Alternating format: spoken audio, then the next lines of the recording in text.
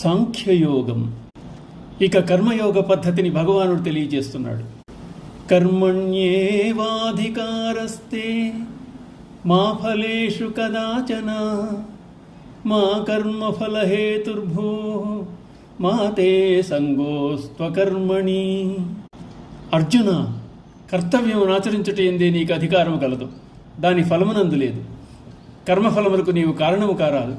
కర్మలను ఆచరించడం మానివేయరాదు. ఫలాపేక్షరహితుడవై కర్తవ్య బుద్ధితో కర్మలను ఆచరింపము. కర్మలను చేయకుండా ఎవరూ ఉండలేరు. అయితే ఫలాపేక్షరహితముగా కర్మలను ఆచరింపమని ఇక్కడ భగవానుడు అర్జునుని ఆదేశిస్తున్నాడు. ఫలము నాశించి చేయు కర్మ వలన చిత్తశుద్ధి కలగదు. చిత్తశుద్ధి లేనిచో ఆత్మజ్ఞానం అంకురింపదు. ఆత్మజ్ఞానము లేనిచో మోక్షం లభింపదు. కనుక మోక్షప్రాప్తికి నిష్కామకర్మ అత్యంత ఆవశ్యకమైంది. ఇంకా భగవానుడు కర్మను చేయటం మానవద్దని చెప్తున్నాడు. ఏ కార్యము చేయకుండాట సోమరితనం, అది తమోగుణ సదృశం. సమాధిలో నుండి కాలము గడపటం వలన అట్టివారు ఇహపర్మలు రెంటికి చెడ్డ రేవడి అవుతారు. అందుచేత విహిత కర్మలను త్యజించటం వలన శాస్త్రనియమములను ఉల్లంఘించిన వారు అవుతారు.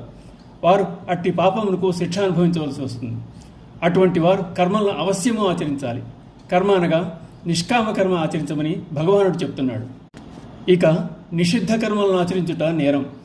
రాజభటులు తమకిచ్చిన ఆయుధములను ఆత్మరక్షణకు ప్రజారక్షణకు ఉపయోగించాలి, కానీ వాటిని దుర్వినియోగం చేస్తే శిక్షార్హులవుదురు కదా. ఈ బోధయే యుద్ధరంగమును అస్త్ర సన్యాసము చేసిన అర్జునుని కర్మయోగ కింద మార్చివేసింది.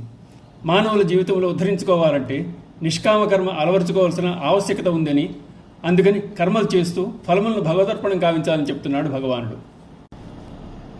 ఓం నమో భగవతే వాసుదేవాయ.